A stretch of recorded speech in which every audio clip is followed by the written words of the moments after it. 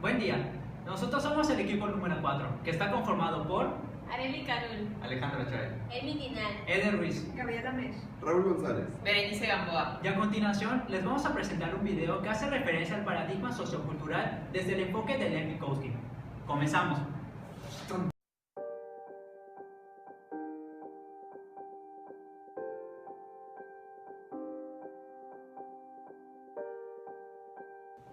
El día de hoy visité la Facultad de Matemáticas de la Universidad Autónoma de Yucatán para investigar acerca de la teoría sociocultural de Lev Vygotsky.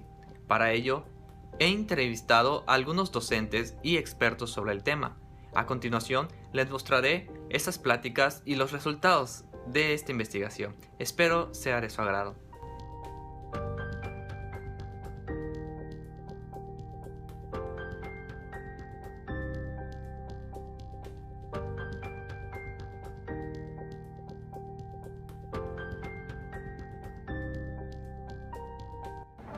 Buen día.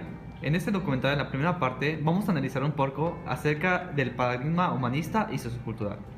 El Dr. Eder nos explicará cuáles son las características y en qué comprende el paradigma humanista.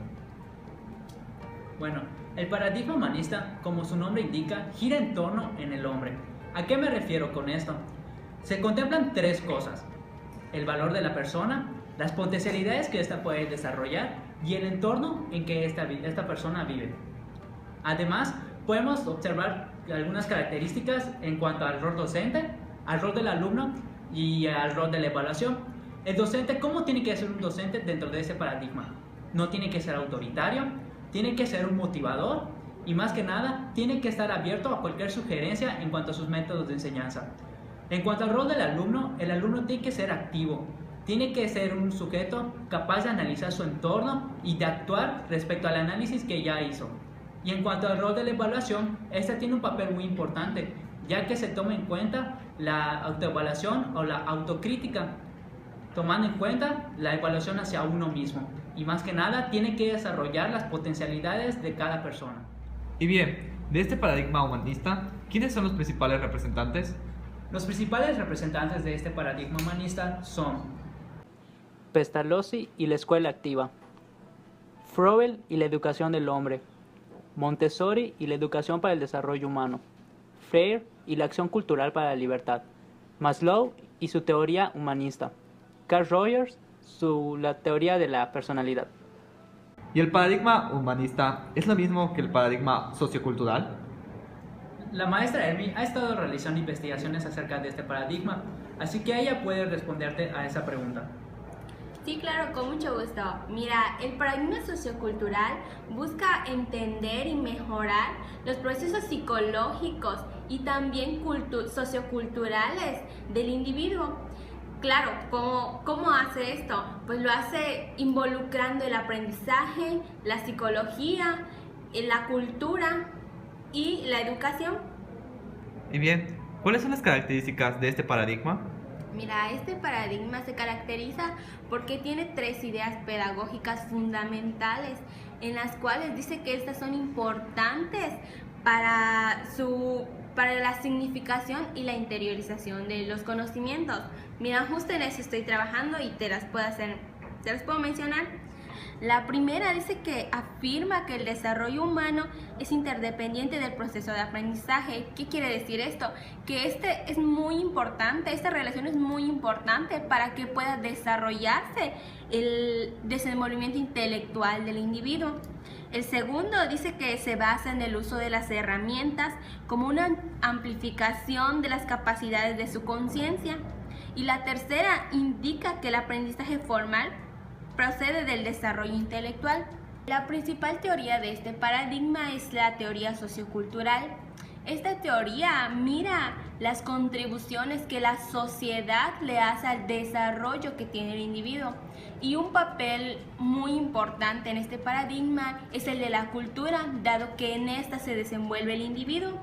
Y esta teoría sugiere que el aprendizaje humano es en gran medida un proceso social. Su principal representante es Lev Vygotsky. Este es el fundador de esta teoría. Lev Vygotsky nació en 1896 en Orcha, Bielorrusia. En el año de 1913 empezó a estudiar Derecho en la Universidad de Moscú, de la cual se gradúa 4 años después y regresa a su ciudad natal. Ahí comienza a dar clases de psicología y de lógica. Sin embargo, Vygotsky se hace famoso con un discurso sobre neuropsicología, que a partir de ese entonces comienza a trabajar como investigador y como profesor en el Instituto de Psicología Experimental de Moscú. Pero en el año de 1926 él pierde su puesto de trabajo a causa de una tuberculosis, de la cual muere de esta enfermedad en el año de 1934, con tan solo 36 años de edad. Entre las obras más destacadas de este autor encontramos La psicología educativa, La mente de la sociedad, El significado histórico de la crisis de la psicología, El desarrollo de los procesos psicológicos superiores, Psicología del arte y El pensamiento y el habla, el cual es su libro más influyente que se publicó después de su muerte. ¿La teoría de Vygotsky está regida o se basa en algún principio o característica? Por supuesto que sí. De hecho, existen 11 principios en la escuela sociocultural de Vygotsky, entre los cuales podemos mencionar. El primero, la conciencia humana como objeto de estudio. Este hace referencia a la conciencia que resulta de una estructura dinámica en la cual coexisten sentimientos y afectos, generalizaciones y procesos mentales. El siguiente principio es la génesis social de la conciencia y conducta humana. En este principio, Vygotsky dice que el desarrollo cultural del niño, toda función aparece 2 veces, primero a nivel social y más tarde a nivel individual. Primero entre personas y después en el interior del propio niño. El tercer principio es el principio de la significación. En este se menciona de que tenemos la capacidad de controlar nuestra conducta y la conducta ajena mediante la creación y utilización de signos y símbolos. El cuarto principio es el desarrollo cultural de la conducta humana. En este, Vygotsky dice que el desarrollo cultural de la conducta se basa en la apropiación de instrumentos culturales que mediatizan la propia conducta y el pensamiento. En el quinto principio se mencionan los 4 estadios en el dominio de signos. En este, Vygotsky determina que el desarrollo de los procesos mentales superiores pasa por 4 momentos. El primero es la conducta primitiva o psicología natural. El segundo momento es la psicología popular o implícita. El tercero es el uso externo de los signos y el cuarto, uso interno de los signos. El sexto principio es el principio de la mediación. En este, Vygotsky expone que las funciones psicológicas superiores poseen como característica la apropiación y uso de los artefactos culturales que podrían denominarse como medios auxiliares, que permiten amplificar, regular y dirigir la acción humana. El séptimo principio se refiere al carácter práctico de la actividad humana y determina que la estructura de la actividad animal está dirigida por la gratificación directa de necesidades que responden a motivos. En cambio, la estructura de la actividad humana se basa en una serie de pasos indirectos, acciones dirigidas por objetivos que conducen a la gratificación del motivo. El octavo principio es la función planificadora del lenguaje. En este punto se refiere a la convergencia del lenguaje y la actividad práctica que permite guiar, determinar y dominar el curso de la acción propia y ajena. Esto sería lo que denominamos pensamiento verbal. El noveno principio es la zona de desarrollo próximo. Es una de las mayores influencias que tuvo el pensamiento de Vygotsky. Fue la creación de la categoría zona de desarrollo próximo, que no es más que la distancia entre el nivel real de desarrollo, determinado por la capacidad de resolver independientemente un problema, y el nivel de desarrollo potencial, determinado a través de la resolución de un problema bajo la guía de un adulto o en colaboración con otro compañero más capaz. El décimo principio es la situación social del desarrollo. Este principio es propuesto por Vygotsky para lograr una mejor comprensión de la estructura y dinámica del desarrollo psicológico en cada una de las etapas. En palabras de él mismo, la situación social del desarrollo constituye aquella combinación especial de los procesos internos del desarrollo y de las condiciones externas, que es típica en cada etapa y que condiciona también la dinámica del desarrollo psíquico durante el correspondiente periodo evolutivo. Por último, nos encontramos con el método dialéctico, que significa estudiar los fenómenos en su proceso de cambio con el objetivo de descubrir su naturaleza y funcionamiento. Se trata de reconstruir el origen y el curso del desarrollo de la conducta y la conciencia. Vygotsky hablaba sobre que había una relación o una interrelación entre el concepto de aprendizaje y desarrollo. ¿Podría explicarme un poquito más acerca de este tema? Sí, claro que sí. Mira, primero que nada vamos a tener en cuenta qué es para Vygotsky aprendizaje, ¿no? En este caso, el aprendizaje lo define como procesos mediante los cuales las personas incorporan nuevos conocimientos, habilidades, valores, pero esto lo hace propios de su propia cultura, vaya, la redundancia, ¿no? Y ante la sociedad que viven, ¿no?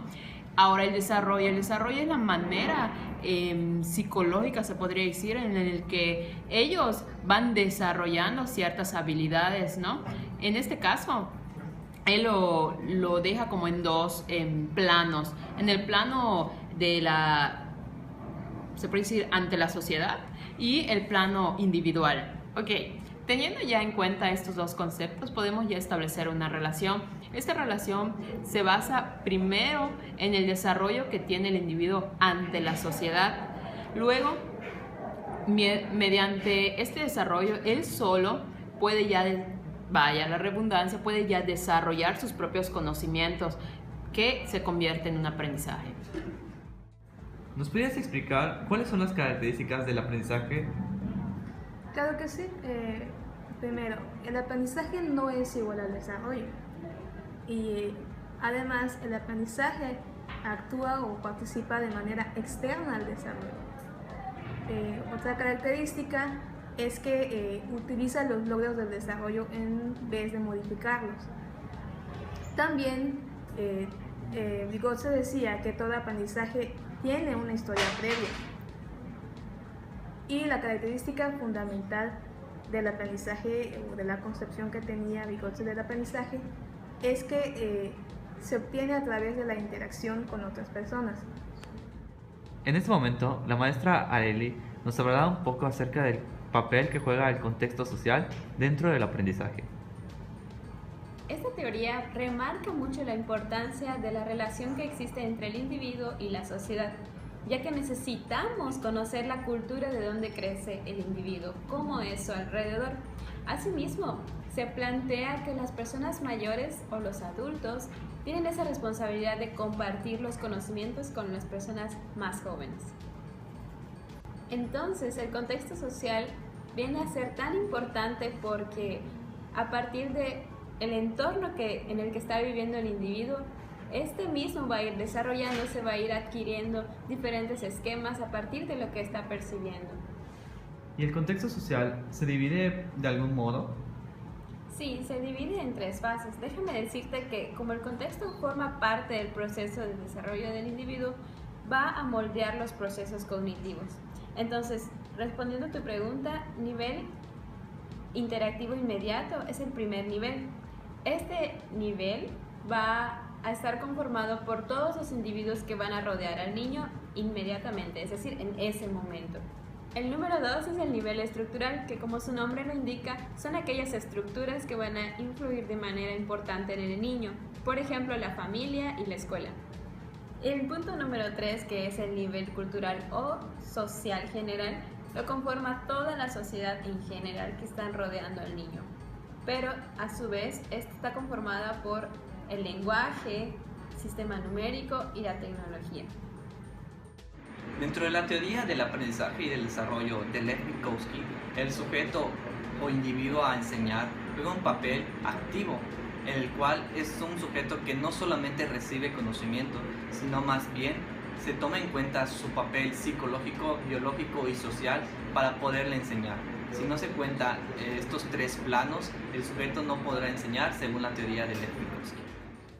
A lo largo de esta investigación hemos estado hablando mucho acerca del papel que juega la cultura dentro del aprendizaje y desarrollo del sujeto. Ahora, ¿qué papel juega la cultura o cómo el joven puede tomar de la cultura parte de este desarrollo y el aprendizaje?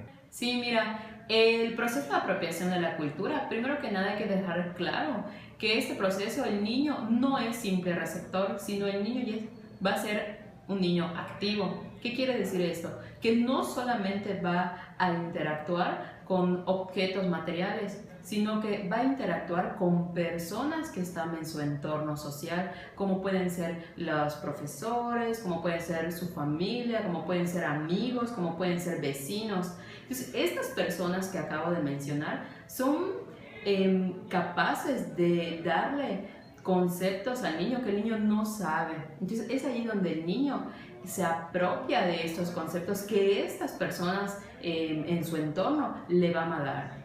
Ok, ¿y esta interacción social que sufre el niño afecta también en la parte cognitiva? Por supuesto que sí. De hecho, Vygotsky sostiene que la interacción social desarrolla las habilidades cognitivas del niño. ¿De qué forma? Pues debido a la interacción que tiene el niño con otras personas, se van a intercambiar distintas perspectivas y eso va a permitir que el niño amplíe su conocimiento o la concepción que él ya tiene sobre ciertas cosas. Dentro del aprendizaje se encuentran dos niveles que muchos pedagogos han estado estudiando. ¿Me podrían explicar acerca de este tema? Bueno, existen dos niveles. El primero es el nivel evolutivo real. En ese nivel evolutivo real podemos distinguir que el niño es capaz de hacer actividades por sí solo, sin ayuda de otras personas. En dado caso de que a una persona la ayude, estamos hablando de otro nivel. Este nivel se llama el nivel de desarrollo potencial. Este nivel hace referencia a las pautas de cualidades que el niño puede desarrollar, pero con la ayuda de algún experto, por ejemplo su maestra o sus compañeros. ¿Existe alguna manera o algún método de llegar de lo real a lo potencial? Sí, inclusive no es un método como tal, sino es un proceso. Es un proceso que se llama zona de desarrollo próximo. Este proceso, para que quede un poquito más claro, te voy a leer una definición del cual consiste que dice: la génesis de los procesos psíquicos superiores mediante la relación con el otro. Y esto quiere decir que este proceso psíquico aparece dos veces. Primero en las relaciones interpersonales y luego como dominio intrapersonal. Esto quiere decir que el niño va a ser capaz de poder llegar de lo real a lo potencial por medio de este proceso, pero con la ayuda de una persona que le va a dar como las herramientas o le va a poder transmitir esos conocimientos hacia donde quiere llegar. Entonces, a eso se refiere con zona de desarrollo de próximo. ¿Y en el ámbito educativo, dónde se ven reflejados estos niveles? Mira, por ejemplo, pongamos que un joven toma clases de cálculo, entonces durante ese tiempo de sus clases, pues él ya tiene conocimientos que son las funciones, pero él quiere aprender a derivar, esa es como que su meta, pero no puede ir de funciones a derivadas, sino que tiene que haber algo antes, que eso serían, por ejemplo, los límites. Y bueno, y entonces, ¿dónde entran estos niveles? En este ejemplo se puede percibir el nivel evolutivo real porque el niño ya tiene conocimiento sobre funciones. En este caso, ese sería el nivel evolutivo real. Ahora, el nivel de desarrollo potencial se ve reflejado cuando el niño puede ver que hay algo más allá de las funciones. Sin embargo, aún no puede alcanzarlo porque aún no cuenta con las herramientas necesarias para que lo pueda hacer. Y es ahí donde entra el papel del maestro. Sí, que en este caso incluso el maestro es capaz de poder reconocer que el niño tiene ciertas cualidades para poder llegar al punto donde quiere el niño, que es derivar. Pero ahora, ¿cómo lo va a hacer el maestro? El maestro le da como herramienta el tema de límites, ya que el límites es un caminito para poder llegar a las derivadas. Entonces así el niño ya puede llegar a lo que es derivar. ¿Nos podría explicar un poquito más acerca de qué es el plano interpsicológico e intrapsicológico? Bueno, el plano interpsicológico está compuesto por la interacción que tiene el sujeto con las personas que lo rodean, digamos la sociedad. y el plano intrapsicológico viene más dado directamente del individuo propio, ya sea de los procesos de sus estructuras mentales. Vygotsky llama internalización al proceso de reconstruir internamente una operación externa, es decir, que mediante herramientas y signos, un individuo será capaz de aprender a través de la apropiación frecuente o continua de la información dentro de su contexto sociocultural. Dicho proceso supone una serie de transformaciones, las cuales son: una operación inicialmente representa una actividad externa, se reconstruye y comienza a suceder internamente. Un proceso interpersonal queda transformado en otro intrapersonal. En el desarrollo cultural del niño, toda función aparece dos veces. La primera a nivel interpsicológica y luego en el interior del propio niño, que es intrapsicológica. La transformación de un proceso interpersonal en un proceso intrapersonal es el resultado de una prolongada serie de sucesos evolutivos. El proceso, aun siendo transformado, continúa existiendo y cambia como una forma externa de actividad durante cierto tiempo antes de internalizarse definitivamente. La Ley General del Desarrollo Cultural, formulada por Vygotsky, dice que cualquier función en el desarrollo cultural del niño aparecerá en dos escenas en dos planos diferentes. Primero como algo social, después como algo psicológico. Esto, en el plano psicológico, aparece primero en el niño en lo interpsíquico, lo cual establece que el niño podrá recibir de las personas exteriores ciertas características y conocimientos para después él poder interiorizarlo y entrar en el plano intrapsicológico. ¿Podría explicarme cuáles son los instrumentos de mediación que establece Lev Vygotsky? Claro, en primer lugar, ¿de dónde se provienen estos instrumentos? Los instrumentos provienen de un medio externo, es decir, de un medio social. En el ámbito educativo, el docente es quien transmite a los alumnos estos medios y por lo tanto los estudiantes son los que interiorizan los medios. Así, el proceso de formación de las funciones psicológicas superiores se dará, según Vygotsky, a través de la actividad práctica e instrumental en la interacción que hay con otras personas, es decir, en la interacción social.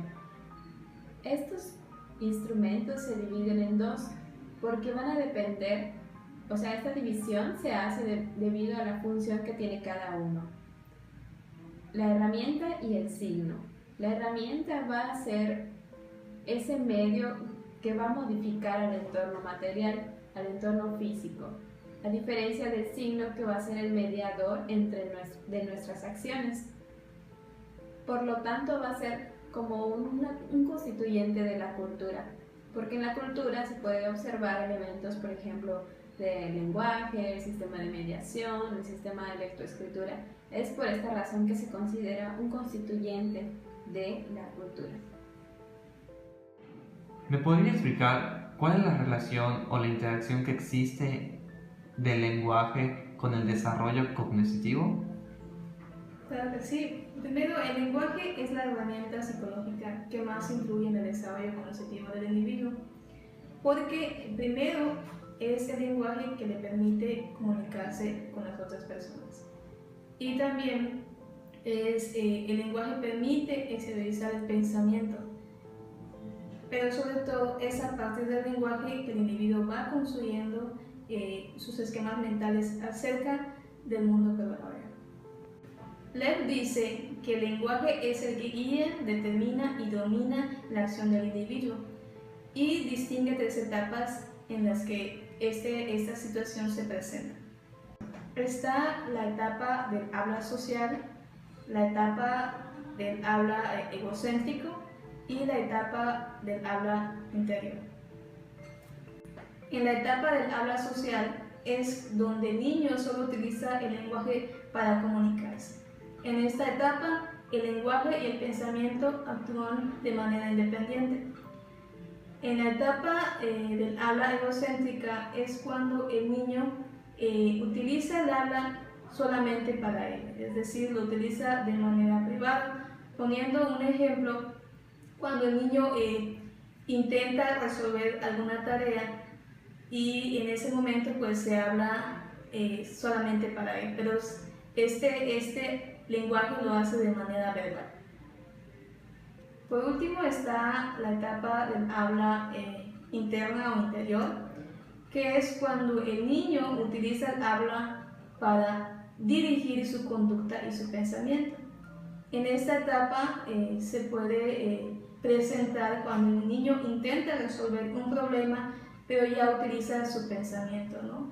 No sé si nos referimos a un problema de origen matemático, en donde el niño manipula su lenguaje de manera cognitiva. De esta manera, el lenguaje precede al pensamiento.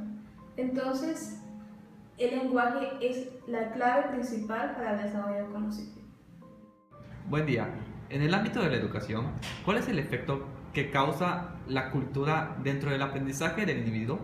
Ok, la cultura es todo aquel que rodea al individuo, es el contexto en el que él está. Por ejemplo, si el individuo pertenece a una cultura, esta tiene a dictar normas y costumbres que debe seguir. Un ejemplo de cómo afectaría las diferentes culturas al proceso de aprendizaje del individuo sería: mientras que una cultura puede enfatizar estrategias de memoria, tales como tomar notas, otras culturas podrían emplear herramientas como los recordatorios o la memorización. ¿Me podría explicar cuál es el papel que juegan los adultos dentro del desarrollo cognitivo de los niños? Ok, según la teoría de Vygotsky, el papel de los adultos es de guía, organizador y mediador del aprendizaje de los alumnos, del niño o del niño. Estos acuden a él a ser su figura de autoridad para que sean ellos los que los ayuden a crear en ese proceso de aprendizaje previo a que ellos puedan cumplir todas las facetas para poder completar una actividad. O sea, ellos son como los guías para que los alumnos puedan lograr al final interiorizar el conocimiento que requieren. ¿Y son solo los adultos los que pueden jugar este papel? No, es bueno que lo digas porque es pertinente aclarar que el niño no va a buscar necesariamente la ayuda de un adulto. Puede buscar la ayuda de alguien que esté más capacitado, con un tanto más de información que él, para que le ayude en esta guía crítica para el desarrollo del aprendizaje durante el proceso sensible. A este ser o a este individuo al que el alumno recurre es al que Vygotsky denomina el ser más experto. Ejemplificando lo que sería un individuo que se denomina como el otro más experto, puede ser hasta un compañero de clases que durante las sesiones del aula hayas visto que participa, que tiene dominio y conocimiento del tema. Entonces, cuando te marquen una tarea que, no sé, sea complicada o se vea compleja al principio, puedes acudir a ese que ya viste que tiene ese dominio para preguntarle y que te asesore, guíe y así tú mismo interiorizar el conocimiento final para poder resolver la actividad. En conclusión, Vygotsky creía que los padres, parientes, los pares y la cultura en general juegan un papel importante en la formación de los niveles más altos del funcionamiento intelectual. Por tanto, el aprendizaje humano es en gran medida un proceso social. ¿Me podría hablar acerca de las implicaciones educativas que marcó la teoría de Lev Vygotsky? Sí, claro que sí, mira. Primero que nada, el estudio de cambio educativo tuvo un gran significado teórico y metodológico en su enfoque, ya que se presentó la reorganización de un sistema social clave y modos asociados de discurso, con consecuencias potenciales para el desarrollo de nuevas formas de pensamiento. Su preocupación por el cambio práctico surge por una orientación marxista y por el contexto en que este autor desarrolla su obra, el de Revolución Rusa, y los graves problemas que enfrentaba el país. Moll, 1992. Acción. Investigando acerca de los paradigmas educativos, encontré al autor Piaget. Este era de ámbito constructivista, al igual que Lev Vygotsky. ¿Podría decirme cuál es la diferencia entonces entre estos dos autores? Ok, Como ya dijiste, Piaget y Vygotsky eran autores constructivistas, sin embargo tenían diferencias en lo que es la perspectiva. Por ejemplo, su perspectiva acerca de la construcción del conocimiento del niño se diferenciaba en que Vygotsky, al ser alguien que estudia lo que pasa con la interacción social, pues tiene en cuenta factores tales como la cultura y el ambiente en la construcción del conocimiento del niño. Eso quiere decir que el niño puede conseguir su conocimiento, va a recurrir a un ente más experto para que lo guíe, lo facilite, entonces él le va a ayudar a construir su conocimiento. Sin embargo, Piaget no. Piaget creía que el niño era un ente individualista, o sea, el aprendizaje era algo individual. La construcción del conocimiento surgía cuando se le presentaba un nuevo conocimiento y había un choque con el aprendizaje previo que ella tenía. Entonces él, al asimilar estas diferencias, es cuando surgía la construcción del conocimiento. Otra de las diferencias serían lo que es las etapas del desarrollo. No sé si sabes, pero Piaget tenía catalogado etapas de desarrollo universales en donde el individuo debía tener ciertos conocimientos dependiendo del rango, la edad, pues dependiendo en la etapa en la que pertenecía el individuo.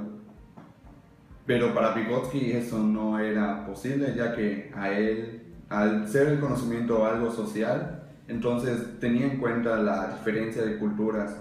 Entonces no se podía generalizar en que todos los individuos a cierta etapa, a cierta edad, debían tener cierto conocimiento, ya que el aprendizaje es algo social. Entonces para Vygotsky el aprendizaje dependía del desarrollo, la zona de desarrollo próximo en la que pertenecía el niño y la calidad de la interacción social a la que él estaba sujeto.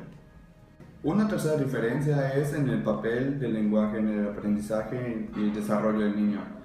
Piaget expone que el habla egocéntrica no favorece el aprendizaje, o sea, no debe pertenecer a la perspectiva adulta, ya que el lenguaje, el habla egocéntrica, no permite esta interacción con otros. Sin embargo, Vygotsky expone lo contrario, o sea, dice que el habla egocéntrica favorece el pensamiento del niño. Pero para Vygotsky, el habla egocéntrica ayuda a organizar y dirigir el pensamiento de los niños. Y pues, esas son una de las diferencias que te podría mencionar en lo que refiere a la perspectiva de Vygotsky y Piaget y pues las diferencias que tenían de acuerdo a eso. 3. Con base en lo que se expone en este video, se puede concluir que la teoría sociocultural de Lev Vygotsky juega un papel importante dentro de la educación. En el ámbito de las matemáticas existen muchos saberes y conocimientos que presentan ciertas dificultades al momento de enseñarse por su nivel de complejidad. Esta teoría nos da un nuevo enfoque de su estudio, de cómo interactúan desde el punto epistemológico los saberes al momento de enseñarse, lo cual puede ayudar a solucionar este problema. En las aulas de clases de muchos países, las matemáticas han sido llegadas a ser odiadas por los estudiantes debido a la visión que esta sociedad tiene sobre esta asignatura. Con la teoría de Lev Vygotsky se debe buscar una manera de cómo solucionar esto, puesto que la visión de la sociedad influye mucho en el saber. Por esto, esta teoría puede plantear una nueva solución para este problema. Las matemáticas suelen ser de carácter teórico, lo cual dificulta a los docentes el poder captar la atención de sus estudiantes. Con el cambio de enfoque de los roles que presenta la teoría, el proceso de enseñanza y aprendizaje puede tener cambios positivos al cambiar la metodología de la enseñanza dentro de las aulas. Sin embargo, existen ciertos factores que dificultan que esta teoría sea llevada a cabo. En el discurso escolar actual, la asignatura de las matemáticas limita mucho el conocimiento que se le da a los niveles educativos de los estudiantes. Esto dificulta que una zona de desarrollo próximo pueda ser efectuado dentro de las aulas educativas. Al ser las matemáticas una ciencia exacta, es muy difícil tomar en cuenta las percepciones que las culturas tienen sobre los conocimientos o saberes que en ella se efectúan. Por esto es imposible tomar en cuenta o universal todos estos enfoques en una sola teoría. Acudir a otros sujetos no capacitados para la enseñanza para resolver algunas dudas puede causar una confusión o un choque cognitivo en los estudiantes, lo cual llevaría a errores o dificultades en las aulas educativas. Bueno, eso ha sido todo. Esperamos que el video haya sido de su agrado. y más que nada que hayan podido comprender la importancia de este paradigma sociocultural. Hasta luego.